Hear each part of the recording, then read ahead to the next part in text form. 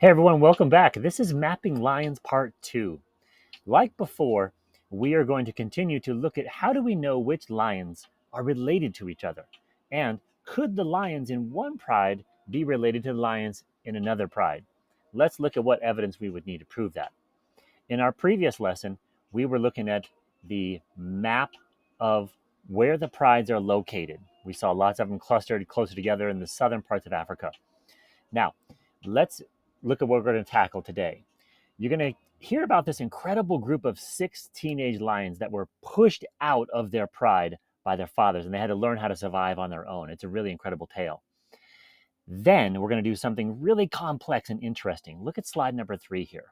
This is the alleles for a particular protein called cytochrome B, and it's an important protein. It's found in all organisms.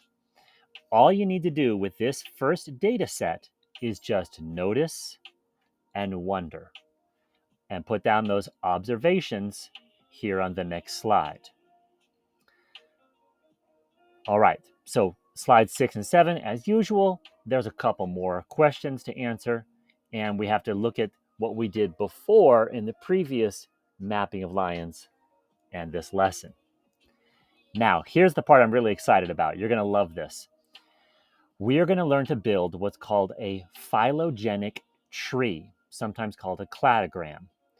Now, there's a little video here that will help explain this. Remember, we use videos because videos, you can pause it anytime you like. And when a teacher lectures, you can't always pause it. Let me give you another quick tip. When you open up this video over here, you can also, if you'd like, set up the subtitles on this video.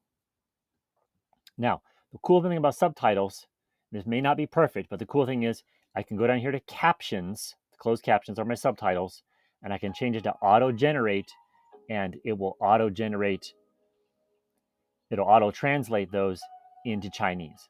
I don't know if it's very good or not, but there you go.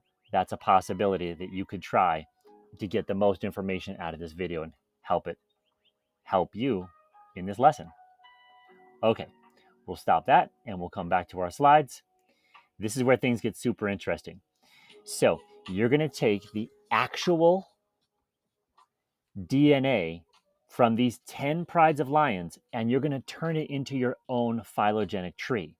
So you'll have a link to this document right here, and it looks like this. You need to take all of this data here and copy it. Here's a pro tip. Start from the bottom and scroll up.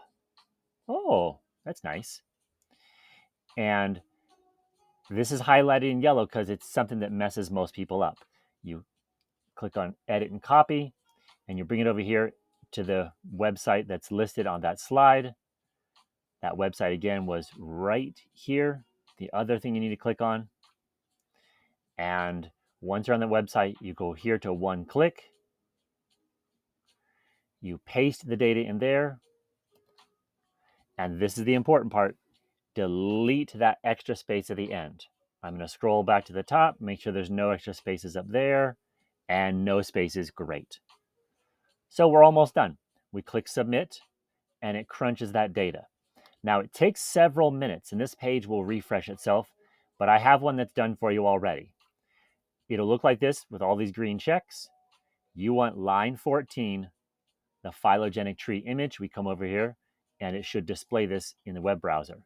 This is our chart of the relatedness of these 10 prides. Notice how they're also related to tigers. What does that tell us? You need to capture a screenshot of this. If you're not sure how to get a screenshot on your device, you need to Google it or Bing, because everyone loves Bing. So I'm going to grab my screenshot like this, and I need to bring that over here to this slide, slide number 10, and that's where I'm going to add my screenshot. As usual, a couple more questions, and we wrap this whole thing up. I hope this was helpful.